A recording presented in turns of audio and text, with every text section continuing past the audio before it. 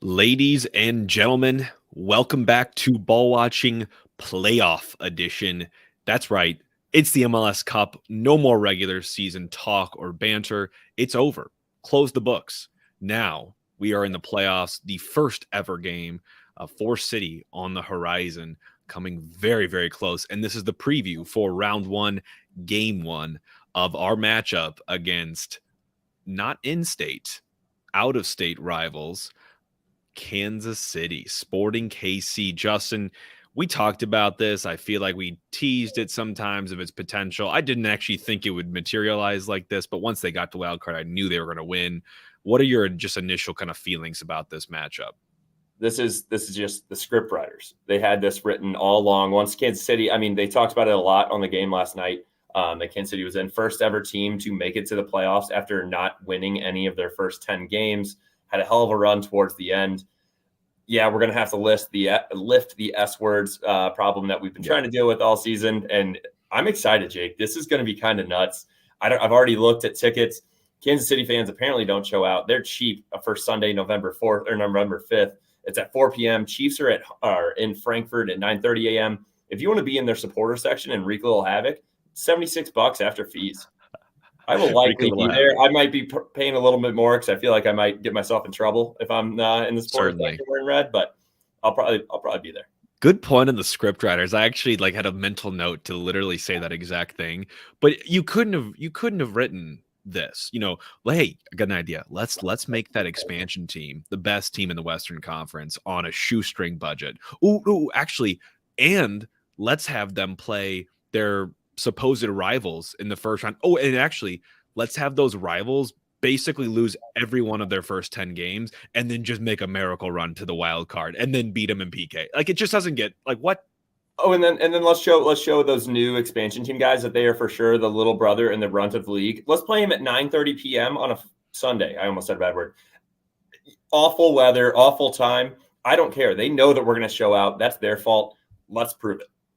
Let's get into it, Jake. I'm getting too excited already. Yeah, we got the opening. We got the opening out here. So usually we spend the first couple seconds talking about the last game. I'm not going to, as far as I'm concerned, no longer exists, and I think that should be the mentality moving forward. So no talk about Seattle here. Let them deal with their own opponent here in the playoffs. Power rankings time. We were at 3 heading into this on MLS.com, and now we are sitting at 5, which I think is still a fine position to be in. Other city news. Obviously, a lot of the pundits and writers at MLS are writing articles about previewing the playoffs and talking about tiers of where they think certain teams sit. And Matt Doyle is one of the biggest MLS writers. He made tiers for all the different teams that made the playoffs. And he's got, tier 1 is your favorites, your big dogs. And those are Cincy and LAFC.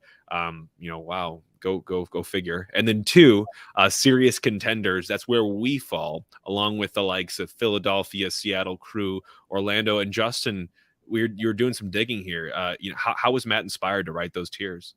Yeah, so Jake, you know me. I'm not a big words guy. I don't read articles. So I let you put this in there. And then I was looking through it. I'm like, oh, tier 1, LAFC and Cincy, serious contenders, Philadelphia, Seattle, Crew, Orlando, and City. How did this man get these numbers? Well, if you go to DraftKings and you look up the odds to win the MLS Cup, Cincy's number 1, LAFC's number 2, we're number 3, along with Orlando, Union, Columbus Crew, and Sounders. So this guy literally just went straight chalk. Who is paying this guy? I don't even write paragraphs, and I could have written this article and told you, hey, the real contenders, the serious, the favorites, Cincy plus 320 and LAFC plus 600. You know who else might have a chance? The next 6 teams that you can bet on to win the cup, because Vegas knows something. Congrats to you, Matt Doyle. Great article. Absolutely savage, Justin. It's a chock full weekend, man. We're the last of the weekend fixtures, so you've got Saturday and Sunday pretty full. Saturday, for those that are just casual MLS fans or just want to get in on the action, obviously a lot to play for here. Philly and New England are squaring off on Saturday at 4. Then you got LAFC and Vancouver at 7, which should be an exciting fixture. And then Sunday has 3 matches. You've got Houston and Real Salt Lake at 5, Cincy and New York at 7. And then you've got St. Louis City versus Sporting Kansas City coming in at the 9, probably more like 9:25, 9:30 slot, for being totally honest, on Sunday night to round us out. On FS1 as well. I think that's why it's going to be pushed back. If you look, I mean, Cincy game is at 7 p.m. versus the Red Bulls at 7 p.m. on Fox Sports 1. So it will not start at 9 o'clock. I feel like no MLS games ever start on time, but knowing this, with all the banter, all the hype, like the Cincy game is probably going to start more like 7:30. So expect us to start like 7 or 9:30 as well. So it's not going to keep me from showing out, though. I will be there.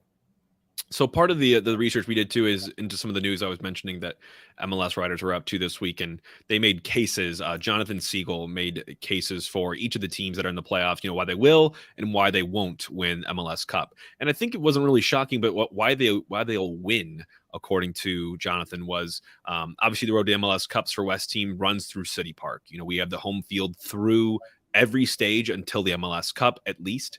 And St. Louis obviously had the record expansion year, game changers up the spine. Everyone's healthy. Tim Parker, Löw, and Roman Berkey, Joao Klaus.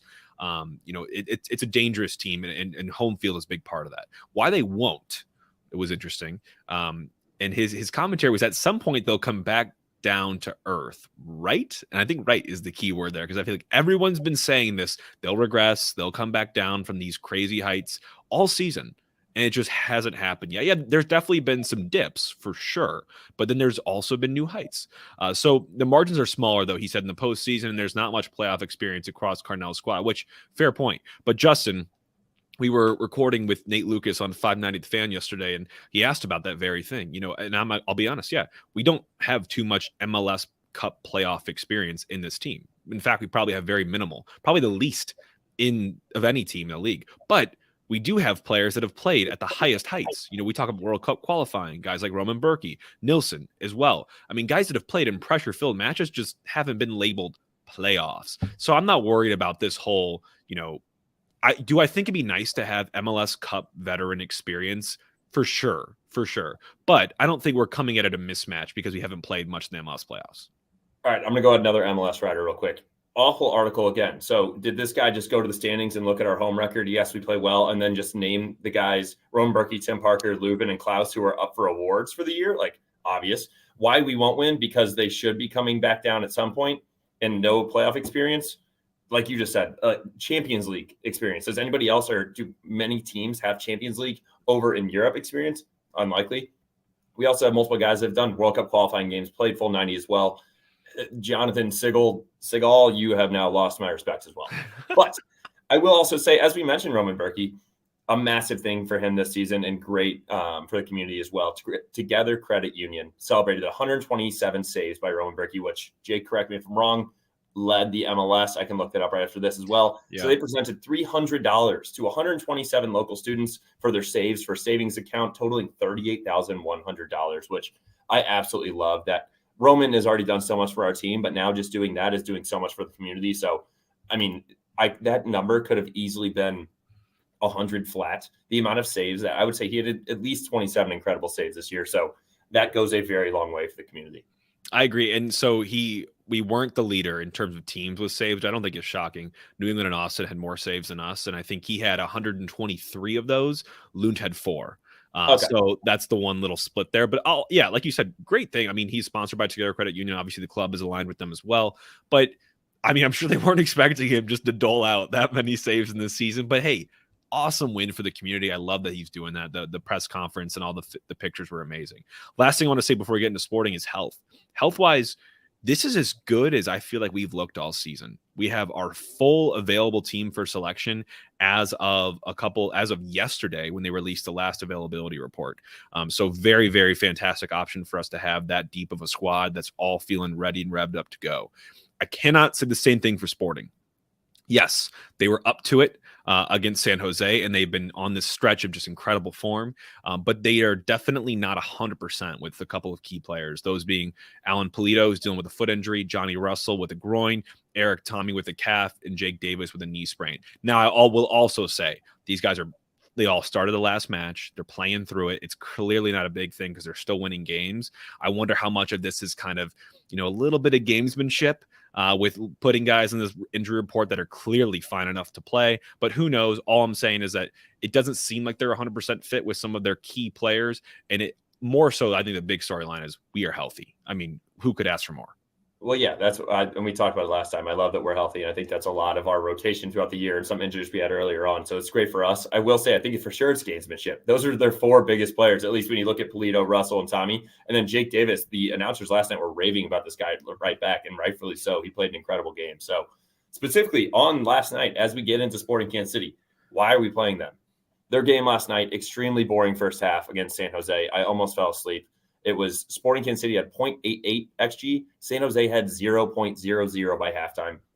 Second half, different story. A lot of chances both sides. Johnny Russell had a free kick off the post, a near-sided free kick. It was actually a curler. It was beautiful. And then so with those games, they go straight to PKs as well. Went to PKs.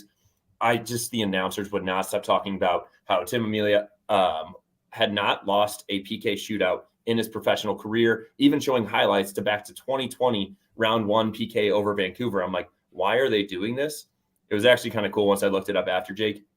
He denied both Espinoza and Jackson Ewell in 2020 when they played Vancouver. And then last night, Espinoza, he saved, Jackson Ewell skied it over. So those guys are 0-2 in PK shootouts against Amelia. And it was actually a pretty cool storyline. And Kansas City took it home when they win. I think it was 4-3 in PKs. Incredible performance. It's San Jose. I really, really don't like how they finished. These last two games have been, I mean, the whole last part of the season for them was awful. They very much limped into this position, and they deserve what they got. They played Austin the game on decision day, and basically the last 30 minutes, it was 1-1. Just didn't even go for it. They're like, we'll just take the draw, even though that meant they were going to be away in the wild card. They played like total wimps. And as far as I'm concerned, they come to KC and they play obviously very shelled up and they look for PKs and they got burned. So they deserve what they got 100%. Very, very immature, I would say, performance, and not one that you'd want your team to be making. I'd be very upset if I was a San Jose fan seeing how those last two games went. I think they're one of those teams that will have some upside next year, though. When you look at it, Espinoza had 13 goals and 13 assists. Bobasay 10 goals, 4 assists, and then you add in Caden Cowell, who's up and coming for the U.S. men's national team. It's a little bit of a scary front three. I just don't think they could put it together as a team. Yeah, could be a coaching thing. And right now, Kansas City is playing great as an actual team. All right, Justin, spin the wheel. We had one of our longest standing. We built this city giveaways where we give out a $50 gift card to the Pitch, our favorite establishment in St. Louis for all sports watching. The Pitch is a fantastic place to go, and we will be hunkering down on Sunday. You best believe it's going to be fantastic. And this is the winner of our most recent giveaway. So, Justin, spin the wheel. We asked you all to pick who our opponent would be in round one, and only 10 people, right, got into it. Yeah. All right. Julianne Backstrom on Instagram. Thank you very much. And I will say, Jake, only 10 people got it right, but we had over 130 entries. I think if I would have counted it up, Dallas, I think would have been the actual winner for the most actual entries. And then it would have probably went to Portland. Only 10 people had Kansas City, which, I mean, yeah, no one else really, everybody thought it was a little bit of a pipe dream talking about it just being the script writer. So I understand why we only had 10, but plenty of entries there. But Julianne Backstrom, we'll reach out to you. Congrats on your gift card to the Pitch. And what would we be if we weren't doing another one right on the heels of that? It is round one, game one. We have to do something, of course. So we are going back to the well, doing another giveaway here for this home game taking place on Sunday night, but have a little bit of a unique way to get entered into this one. So not going to be based on guessing anything. What we want you all to do here, and we're going to put out a tweet. We're going to put out on Instagram, make sure you all can reply and give us this. But for this giveaway, still same thing, $50 gift card to the Pitch, your official sports bar of ball watching. And what you have to do to enter is like the post that we'll put out. And the most important part is give us a 15-second max clip of your good luck, best of luck wishes to the team as they enter into round one, game one. The hope is these guys are going to see this. If we can get a string of, a bunch of your responses together, put your personal spin on it. Have some fun with it. We're going to pick our favorite, and that will be the winner of the gift card for this iteration of the giveaway. So like I said, 15-second max. Give me some inspiring words. Inspire this team. Wish them luck. And we're going to pick the best one, and that person will get the gift card. That's an awesome one, Jake. I didn't even know that we were doing this. So yeah, that's good to know. I will say the only reason that we are able to do this is our sponsors. So one, I'll promote the Pitch just because they are the ones that are giving out these gift cards and have been incredible to us. get there on Sunday. It's going to be a long day. Yes. NFL football all day. We'll have MLS games on there as well in the afternoon. Houston, Real Salt Lake is who we will end up playing against if we get through. They're at 5 p.m. Then you got Cincy, New York at 7, and then us at 9:30. Get to the pitch. We're going to be flying back from a wedding in Omaha. I'm going to get there as early as I can in the afternoon and just be celebrating at the pitch. So thank you very much to everybody and Jenny at the pitch. And shout out to Blaze. Also, ball watching. You can use that code at souljuice.com, our favorite drink, and that we will be working with Luis on. And that you can use 20% off using code ball watching at their website. You can go to Dearborn, you can go to Sam's in Des Peres or Wentzville. Get the Soul Juice, get to it. They've already got a runner in the playoffs as well with Jordan Morris. We've got Sam Howell that's doing the quarterback for the Commanders in the NFL right now. And the Cavanagh twins are putting out great stuff. So get Soul Juice right now. Go get it. And you know what? As I'm using my fingers, if you're listening to this, either on Apple or Spotify, leave us a review, leave us a rating. Let us know what you like, what you want us to do better. If you're on YouTube, hit like, hit subscribe, hammer that right now. Reach out to us anytime you guys want. The last thing I'm going to say, Jake, that we mentioned is if you guys see us out, feel free to say hi. When we were at the thing at City Park on earlier this Friday. Week, yeah, for the inaugural book, there was multiple people that came up to us and we appreciate that. We love just chatting with you guys, talking soccer, talking anything St. Louis. So if you see us, don't be scared to come up. I know we appear, super cool and super formal on here, but promise you, we're super chill, super down to earth guys. But in all reality, definitely. It's oh, you see definitely my buddy. Say hi. Oh, you see my buddy at the end of the bar. That's the vibe you just gave off, the creepy smile. Don't do that anymore. Yeah. We're cool, I promise. So getting into this morning for the preview here. We've talked so much about them this season, more than any other team on previews and recaps. So I'm not even going to spend time giving you much of the history. Just know that they began back in '96 as one of the charter teams in the league. So they've been around as an OG, and they have a pretty successful track record winning the MLS Cup twice. Not recently though. Most recent being 2013, and Supporter Shield a couple of different times, and then US Open Cup. But that was most recent back in 2017. I doubt there's many players from that team still on this. Graham Zusi, Johnny Russell are definitely still from that team. And this is a team that has a higher payroll. It's kind of shocking being from Kansas City and having that high of a payroll, but they're the 8th highest currently, maybe 9th now with Inter Miami's coming to the league. But also have some fun. Kind of Kansas City. I know Overland Park isn't really Kansas City, but it's just more of a suburb. But I think Nico was born in KC, and I think Bartlett was from Overland Park, and he had a fantastic career playing high school ball there, right? Yes, absolutely. He was 4-year varsity starter. His senior year, he's Kansas Gatorade Player of the Year, All-American honors, Defensive Player of the Year. So Bartlett absolutely lit it up in Kansas City. And then more specifically, we have a ton of friends there as well. But what has Kansas City done so far this year? And we always have this section. Have we played them yet? If so, what happened? Unfortunately, now this will be our 4th time. First time, May 21st, 4-0 win.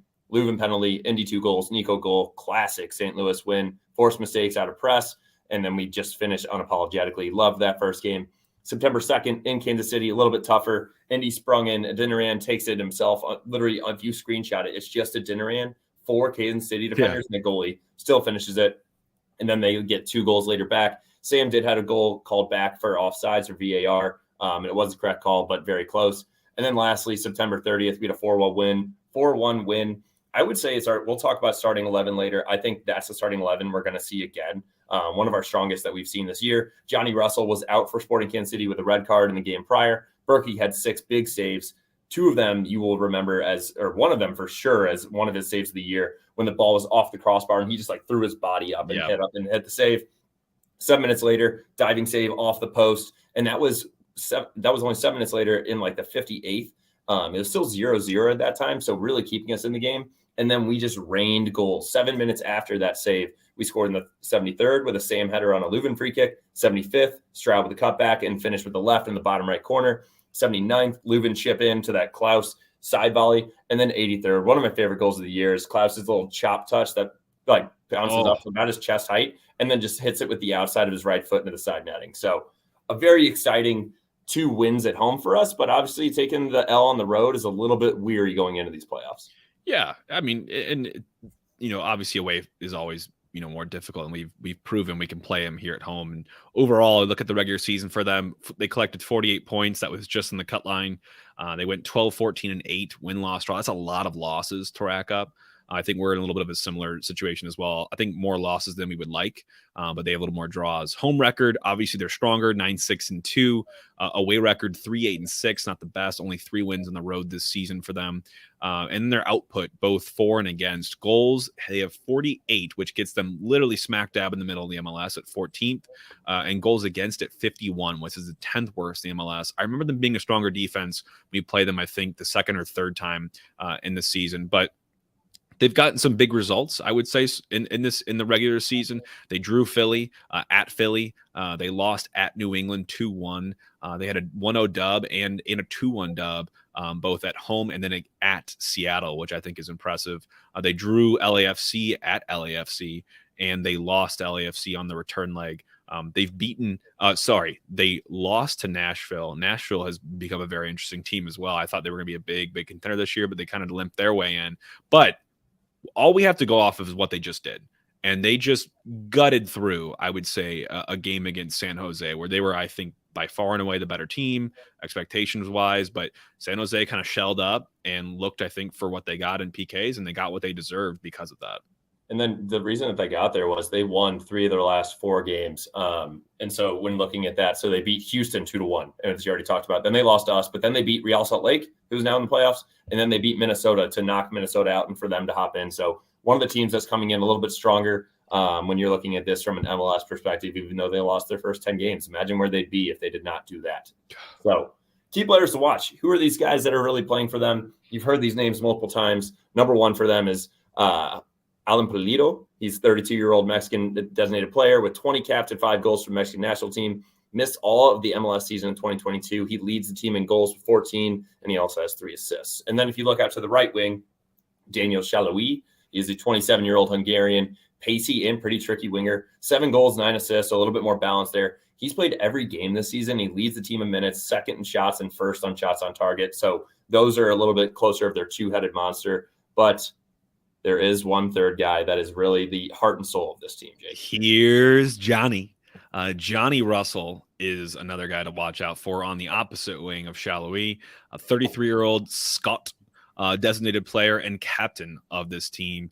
I've said it before in prior podcasts, but I mean, he's literally, if you wanted to put Sporting KC into a player, he is this player. He's been their leader and one of the best players for a very, very long time now. He's gotten caps and goals for Scotland at the national team level. And coming off this last match week for regular season, he was the MLS player of the match day. He had a 2-goal performance in that final game. Clutch man to put them through into wild card and now into round 1. And he's been a huge part of their rise into the playoffs, scoring in each of the last 3 matches to get to where they are right now. So crucial player. Those front 3 are dangerous players, and they combine well. So you gotta be very, very keen of where these guys are on the pitch at all times. And I want to revert back real quick to their wild card game. So Johnny Russell scored his PK, just a great hard finish there. I don't know if you saw, Jake, the Alan Pulido one. So, and I scrolled up because you said his foot was questionable. If you watch his PK, he tried to do like a quick jump, and then he landed, and then his knee or something gave out, and he just passed it. And then the goalie just made a kick save. Yeah. That was just one that I thought was kind of interesting. If everybody hasn't seen that, go back and look at it, because I wonder if that would affect, obviously he didn't play another minute in the game, so it was a PK. So I wonder how that foot is doing, if it was his left foot or right foot. If everybody knows that, reach back out to us.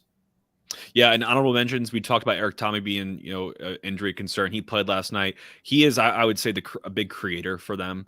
He has great vision on the ball, great technical ability to find the right pass. And then Tim Melia, a long-time American goalkeeper. He's been in and out of the national team picture, mostly out, I would say, but this guy is clutch for them. He's been around for a long time at Sporting Kansas City, and you do not want to meet him in PKs, as we just saw with that. And Justin, you gave us a little bit more of the story anecdotally behind that. But, one thing we always mention with Sporting Kansas City is the plot armor of their head coach, Pete Vermees. This guy has been with the club since 2009. Yeah, 2009. It is insane. I would say unmatched. I would love to see it. Show me a different manager in a different league that's been around since 2009 with the same team. It's Jake, crazy. what were you doing in 2009? Was that our freshman year of high school? Nope. We were, well, partially. Depends on what part of 2009. We were graduating 8th grade and heading into high school. Big changes for us, Justin. I don't even know what I would be doing at that point in my life. Yeah. Like a lot of cartoons, playing outside, riding my bike. Yeah. And this guy was coaching in the MLS. Yes. And still is.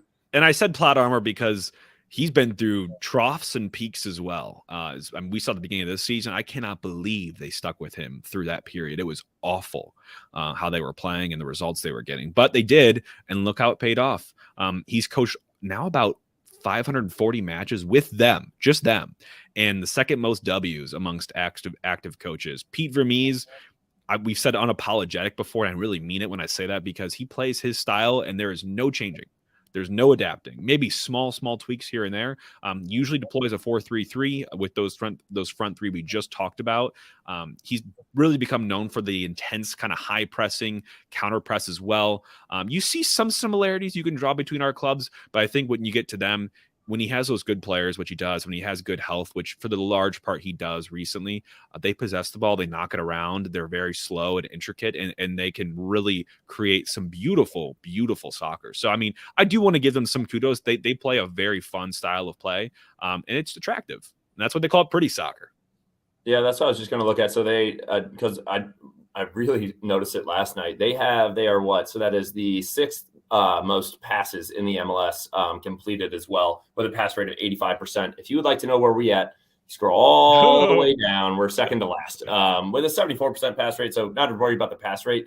We've completed 8,904 passes, while they have completed almost 14,000. Yeah.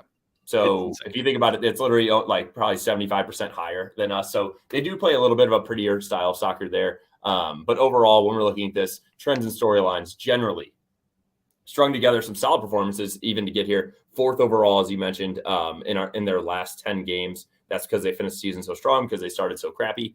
Their strengths are creating chances through individual take-ons. And with Polito, if you look at Tommy, you look at, I'm blanking now. Shallowy, sorry, I couldn't remember. Yeah. Thank you very much. They're currently 14th in MLS Power Rankings, but that's the entire season taken into account. If you would break this up into segments, that's what you said. They're number 4 in the last 10. So coming on very strong.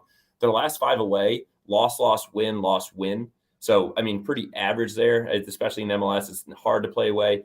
0.88 points per game away this year, with a -12 goal differential, though. So not looking very good for them.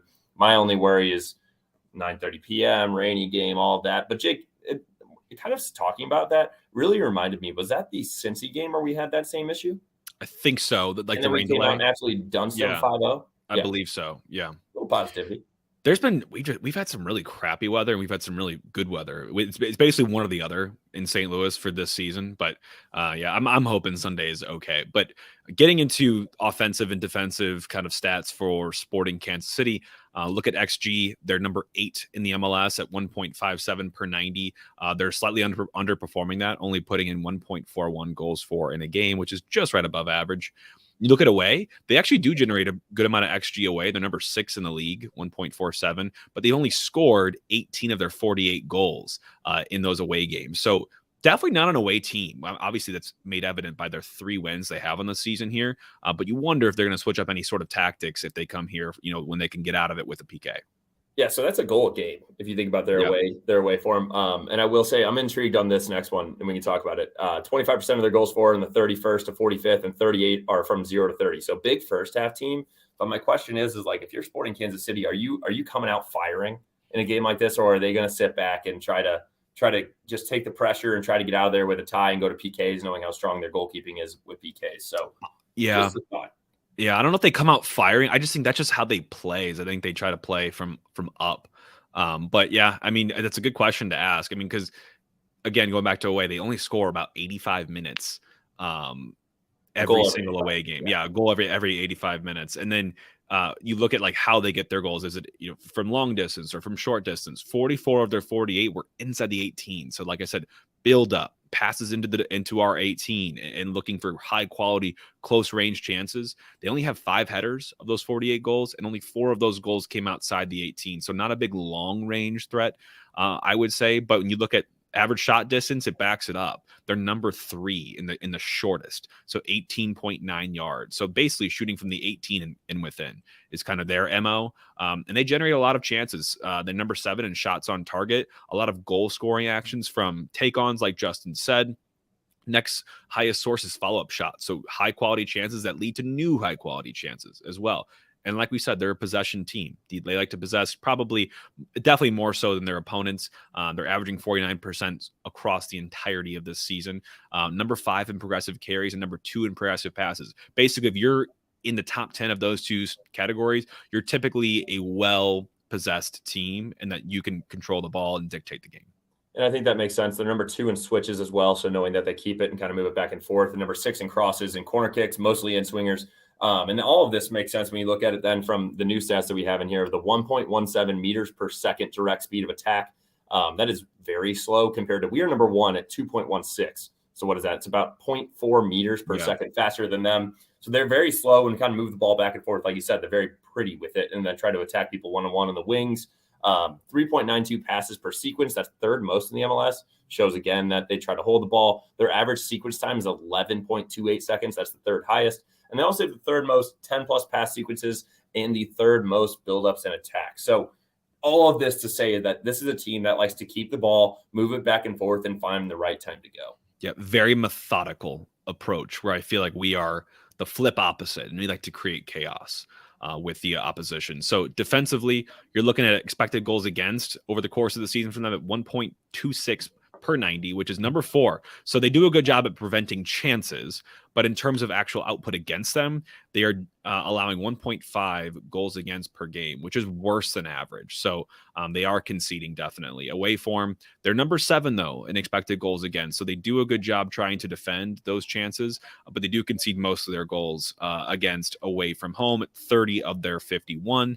When are they going to concede? When do we look to hit them? Most likely, about 1 in 4 of their goals against come from the 75th to 90th.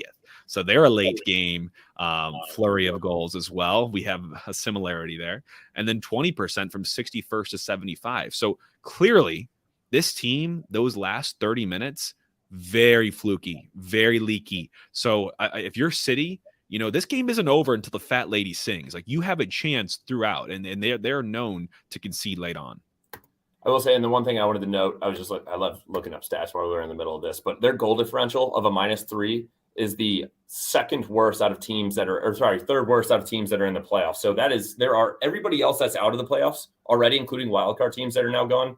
Only Portland and New York have a worse goal differential than this team when you talk about the entire season. Yes, that could be a lot very attributable to what it was at the beginning of the season. But overall, they're bottom 10 in saves and clean sheets as well. Oh, God, Jake, when you put these acronyms in here, what, 13.7? Let me get this.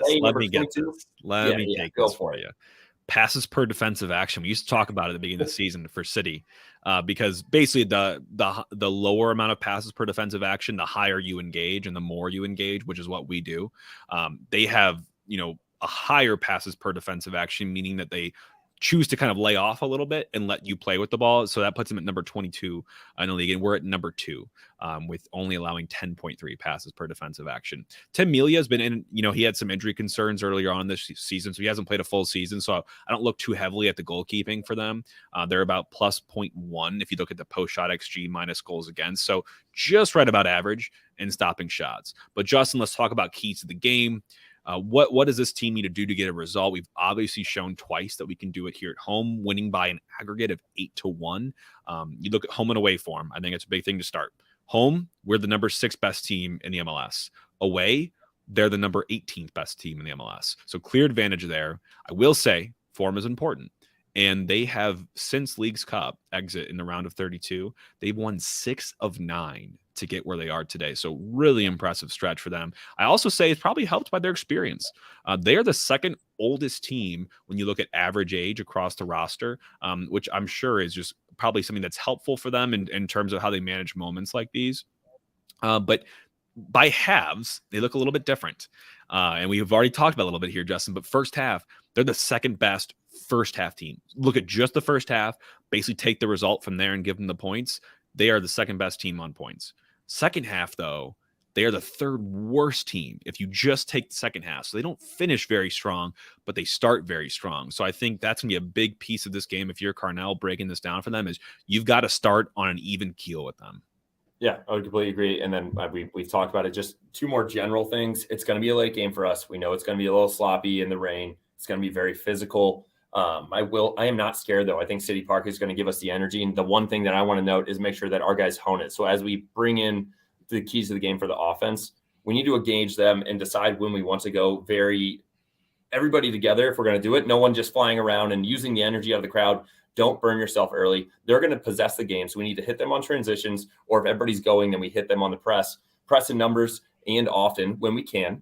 And it's worked out great for us in May and October when we play at home. But like I said, I just don't want us to get burnt out. Like if they are so composed with all their age, like you mentioned, and have so much experience, we are young. We don't have a whole lot of MLS playoff experience, but we have plenty of guys like Roman Berkey, Edu Leuven, Joao Klaus, these guys that can bring the team back down and really kind of hone that energy for when it's needed. And you got to finish. You got to finish your chances. That game we played on September 30th was the most XG we created all season at 2.8. But controversially, and really just on the inverse side, I'd say of that, September 2nd, when we played away at Sporting, that was our second lowest XG. So we've kind of been Jekyll and Hyde when playing them both home and away. So hopefully the home side, we can get this, continuing.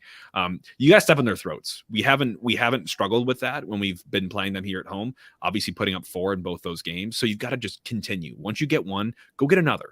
And obviously don't get greedy, but definitely don't let up. This team will get back in the game. So I think, looking at specific players that I think will be key for us offensively, Klaus, got to be able to hold up play, let us take some pressure off, let them, when they possess so much, sometimes you get super tired running around defending and shifting and going back and forth. So a guy like Klaus can hold the ball up, bring in more wingers and more attackers into the play and just give us a breather.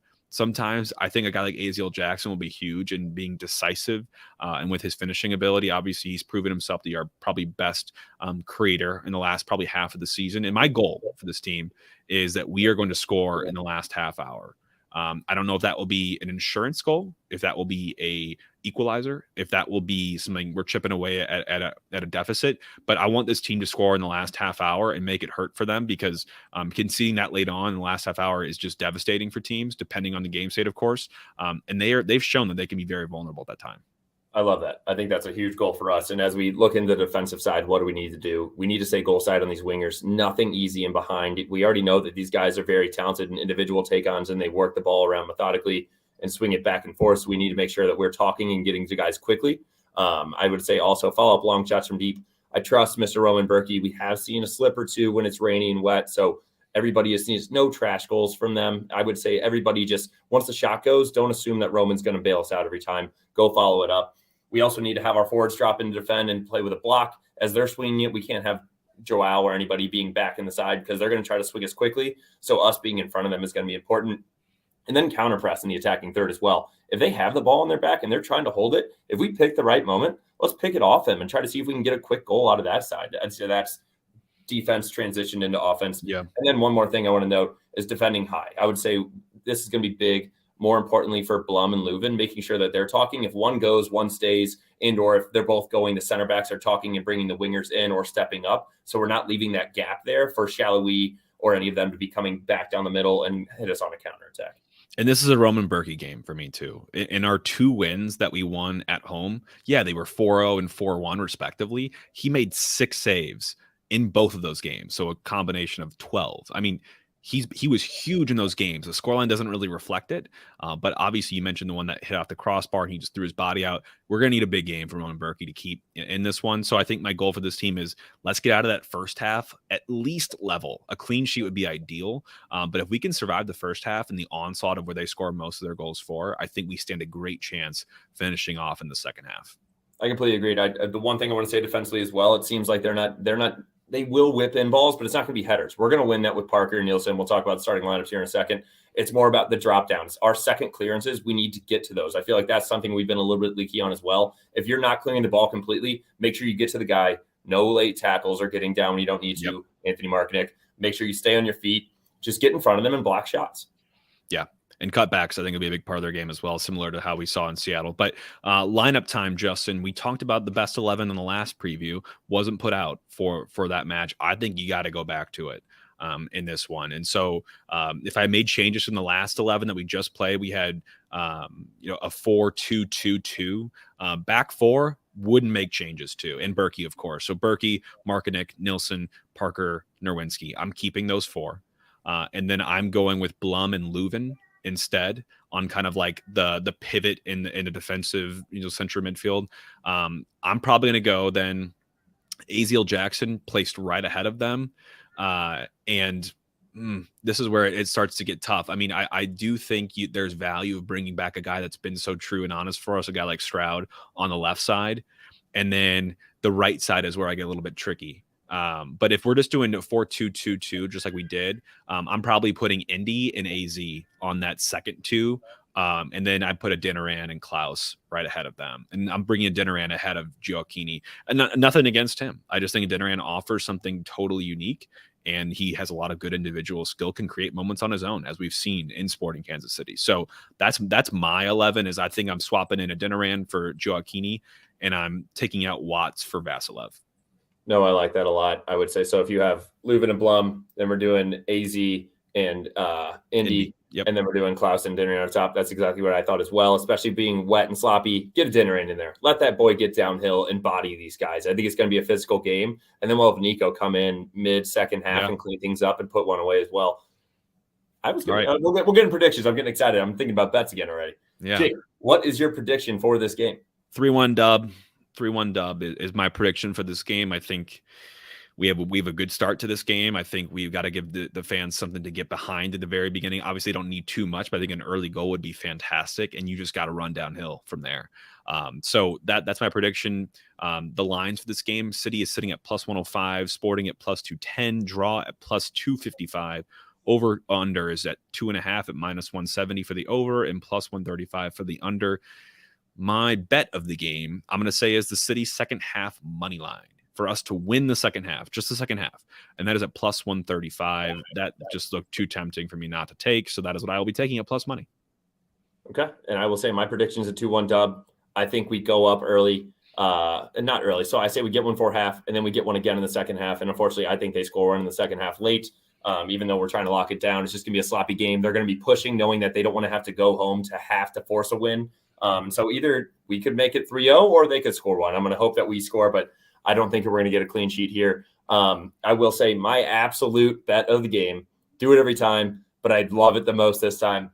City team total over 1.5, -125. I looked up a quote for it because I was like, dang, I want to prove how much I'm going to bet this and hammer this. Fake 23 blast with a backside George reverse, like your life depends on it. I will be betting on that like my life depends on it. Remember the Titans quote. Absolutely hammer City team total over 1.5.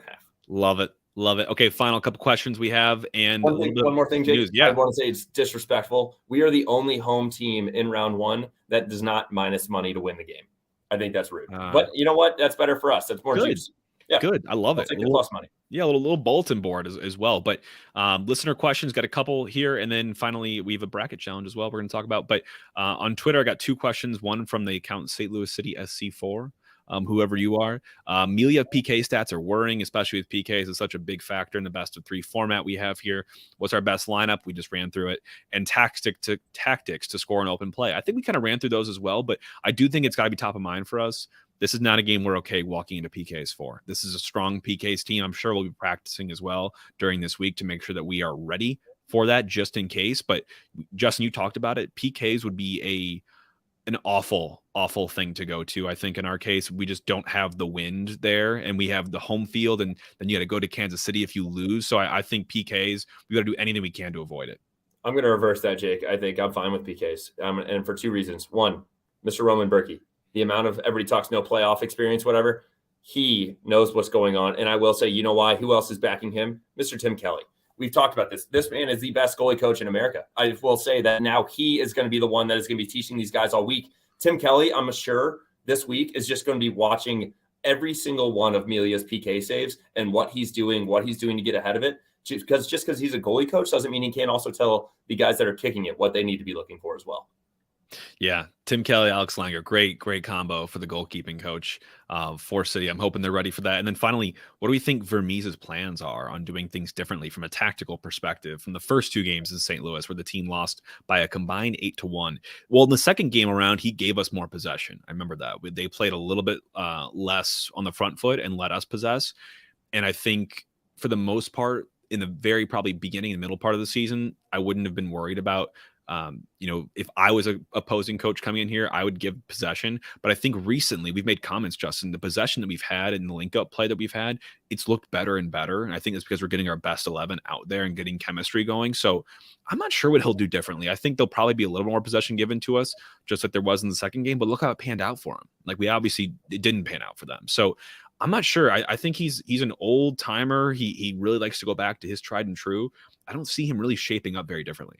The only thing I would say, and now that we've talked all the way through this, and looking at last night's game, I think that they need to get on the board first and early, because he knows when he comes here how good the crowd is. You want to take the wind out of our sails. If it's 40 degrees outside and 10 p.m. and they get a goal, that place is going to be a little bit more quiet, and he knows that. Or if we get a goal first, we're going to erupt. So I would not be surprised if we see them come at us a little bit more in the first half, knowing, especially when we look at the last game, that they went all the way to PKs after they kind of sat in the first half, only at 0.88 XG. Second half, they couldn't put one away. So I think they are really going to be pushing for a goal before half. I would agree. And before we finish the show out here, Justin, we are doing a bracket challenge. We'll put more out about this. But if you go on bracket.mlssoccer.com, you fill out your bracket, make an account there. You can join our Ball Watchers bracket. We have a group, and we'll be doing a giveaway for this. I think we'll probably make something like a pitch gift card. Prize will be determined, but definitely get entered. And the code to get into our group is VM9TKA. If you put that code in, you'll be entered into our group, our Ball Watchers group, and you'll be eligible to win prizes from this group. So you're eligible already. I think the MLS has their own little prize pool and stuff, but we'll have more, of course, on top of that. And it's a way just to have fun, interact with fellow listeners and fellow fans. So make sure you get that, and we'll put some more communications out about that. But it should be a fun little way to track progress throughout the entire MLS Cup. Yeah, and don't be scared just because it says register. Put your email in there. It's very quick. I literally did it this morning. This was my quick mashup real quick, and we can go more into why, but upper right there. Since he's going down first round, Tom Barlow already scored the goal in the wildcard game last night. New York Red Bulls stand up. Let's go, Tom. They are going to take out Cincy. Since he's had this great season, I can already see the headline like supporter shield goes down. Tom Barlow, man of the match, man of the series. Get the New York Red Bulls. Love it. Love it. Well, you heard it here. That is the show we have for you all. We'll probably be doing a preview at least for the second game, and probably a little bit shorter, of course, because they're same opponent, just probably a different state of the matchup here. But hope you all enjoyed this. We couldn't be more excited and to be out there at City Park on Sunday night to take this in. It's going to be a night to remember, regardless of result. If you want to stop by and say hi to us, Justin and I will be at the pitch pre-gaming and really enjoying all the festivities around this one. So it should be fantastic. We're here, man. This is October. This is City Soccer. This is MLS Cup playoffs. Everything on the line. Close the book in the regular season. We're here, and hopefully we're here for a long run. I'm excited. All for City. All for City.